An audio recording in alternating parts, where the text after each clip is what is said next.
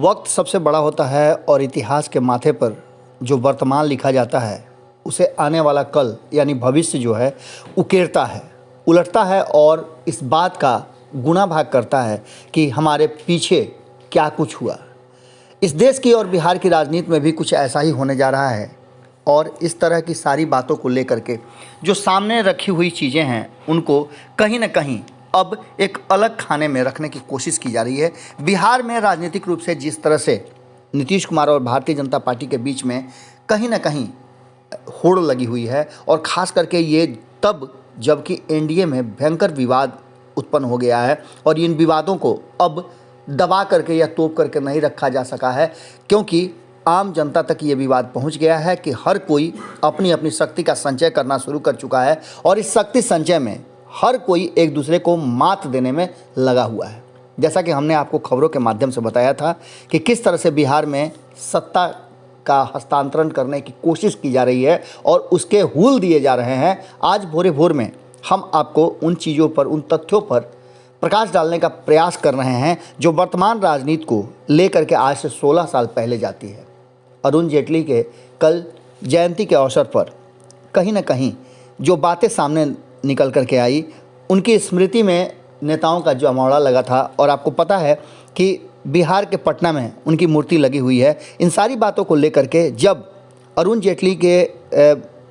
बातों को लेकर के और 2005 में कैसे सरकार बनी उन सब बातों को लेकर के चर्चा हो रही थी। उसी बीच में कहा गया था कि 2005 में जब बिहार में सत्ता परिवर्तन हुआ था तो उसमें बड़ी भूमिका थी अरुण जेटली की। उसके बाद से लगातार बिहार में किस तरह की बातें चल रही थी और कितने ज़्यादा वो प्रासंगिक थे राजनीति को लेकर के, इन सब बातों की चर्चा हो रही थी। लेकिन सबसे बड़ी बात यह है कि भारतीय जनता पार्टी और नीतीश कुमार दोनों ही आमने सामने आ गए हैं, जहां एक तरफ नीतीश कुमार लगातार अपनी रणनीतियों में बदलाव कर रहे हैं और नए नए तरीके अपना रहे हैं जिससे कि आम जनता का विश्वास और भरोसा उन पर एक बार फिर से उसी मजबूती के साथ हो जाए।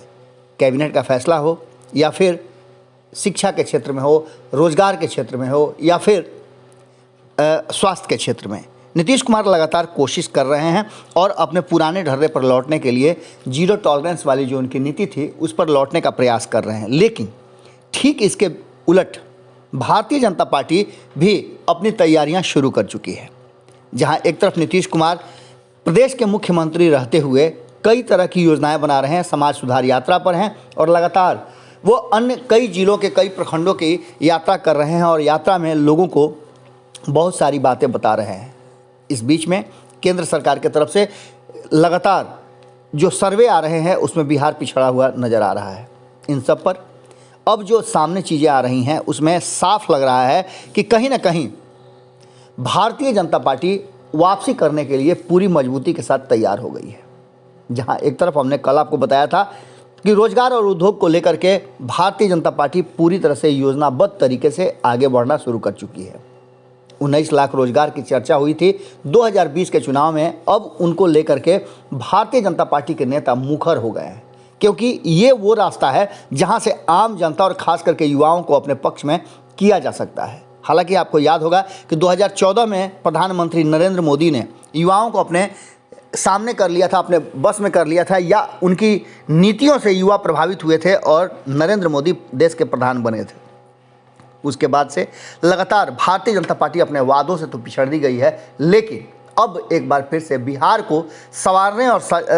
समझाने के लिए नई योजनाएं बन रही हैं, जिसमें 19 लाख से ज़्यादा लोगों को रोजगार देने की कोशिश शुरू हो चुकी है। आपको हमने खबरों के माध्यम से कल ही बताया था कि किस तरह से सेंटर ऑफ एक्सीलेंस बनाने के लिए कई कोर्स शुरू किए जा रहे हैं। इन कोर्स के ख़त्म होने के साथ ही लोगों को रोज़गार देने की बात की जा रही है। इसके लिए आपने ये भी देखा होगा कि केंद्र सरकार ने राशि देने की भी बात कही है। इन सब बातों पर लगातार अब चर्चा हो रही है और इन सारी चीज़ों को लेकर के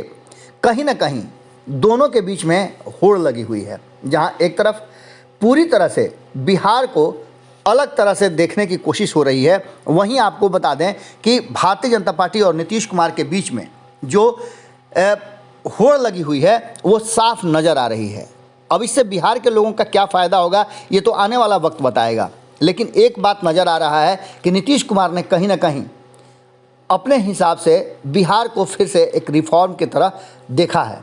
रिफॉर्म करने की कोशिश हो रही है और इसके साथ ही स्कूली बच्चों को के माध्यम से उनके घर तक पहुंचने की कोशिश नीतीश कुमार की एक बार फिर से जारी है। इन सब बातों में नीतीश कुमार ने कई ऐसी योजनाएं बनाई हैं और कल ही जब वो कैबिनेट की बैठक कर रहे थे तो कई ऐसी बातें सामने आई। नीतीश कुमार की नीतियों में जहां एक तरफ पुलिस प्रशासन को नए सिरे से सुधारने की कोशिश हो रही है, वहीं कॉलेज, स्कूल और स्वास्थ्य महकमे पर विशेष ध्यान दिया जा रहा है। आपको बता दें कि नीतीश कुमार ने कल ही ये बात स्पष्ट तरीके से कहा था कि शराबबंदी को वो हर हाल में लागू करके रहेंगे और इसके साथ ही वो शराब पीने वाले को ये भी बोल चुके थे कि वो बिहार नहीं आए। अगर उन्हें ऐसा लगता है कि बिहार में आकर शराब पी सकते हैं तो शायद वो बड़ी गलती करेंगे और बिहार में पूरी तरह से ये बंद है। वहीं दूसरी तरफ नीतीश कुमार ने इको टूरिज्म की संभावनाओं पर बड़ी ज़रूरत महसूस की है और उसके लिए तैयारियां भी शुरू कर दी है। दूसरी तरफ आपको हमने बताया था कि किस तरह से चाहे वो श्रम विभाग हो या उद्योग विभाग हो, दोनों ही भाजपा के पास है और दोनों इसकी तैयारियां शुरू कर चुके हैं। श्रम संसाधन मंत्री जीवेश कुमार ने कल ही जब इसकी चर्चा शुरू की तो उन्होंने बताया कि सेंटर ऑफ एक्सीलेंस बनाने के बाद ITI में नए कोर्स शुरू किए जाएंगे। इन कोर्स के प्रशिक्षण के बाद संबंधित कोर्स के एवज में लोगों को नौकरी मिलेगी और वो आसानी से भी दी जाएगी। इन कोर्सों का उन्होंने जिक्र भी किया था और इसके लिए उन्होंने बताया था कि कई ऐसी कंपनियां हैं, कई ऐसे एंटरप्रेन्योर्स हैं जो इसमें अपनी भूमिका निभाएंगे। उन्होंने कहा था कि बड़ी बड़ी कंपनियां आकर के लोगों को यहां से नियोजित करेंगी और उनका रोजगार में उनका सहयोग करेंगी। कैबिनेट में जो निर्णय कल किए गए थे उसमें कई ऐसे बातें हैं कि जिसमें पूर्वी चंपारण,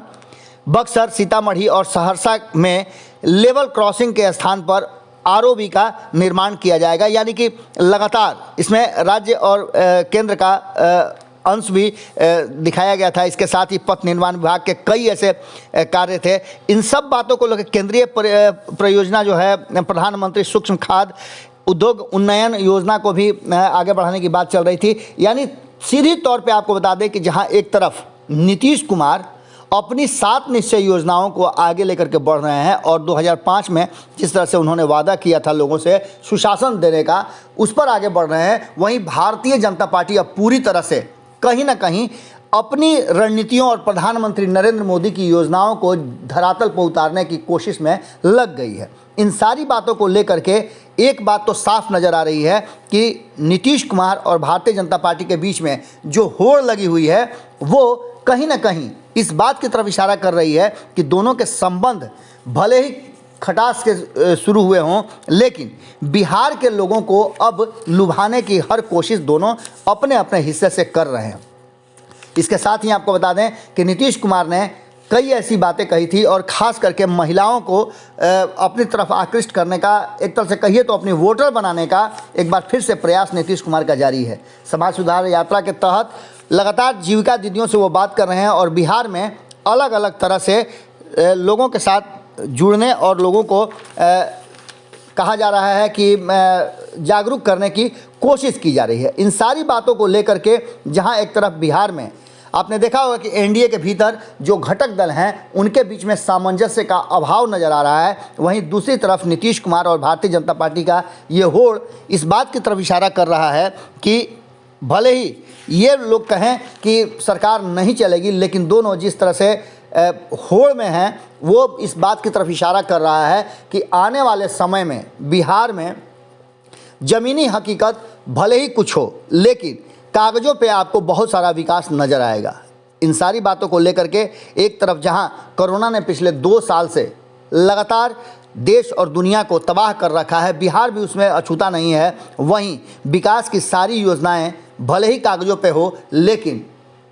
हकीकत यही है कि बिहार पिछड़ रहा है। हर क्षेत्र में बिहार को जो सर्वे रिपोर्ट आ रहे हैं, चाहे वो केंद्र के हों या अलग अलग एजेंसियों के, बिहार पिछड़ता नज़र आ रहा है और नीतीश कुमार का दावा है कि वो विकास की तरफ बढ़ रहे हैं। एक तरफ जहां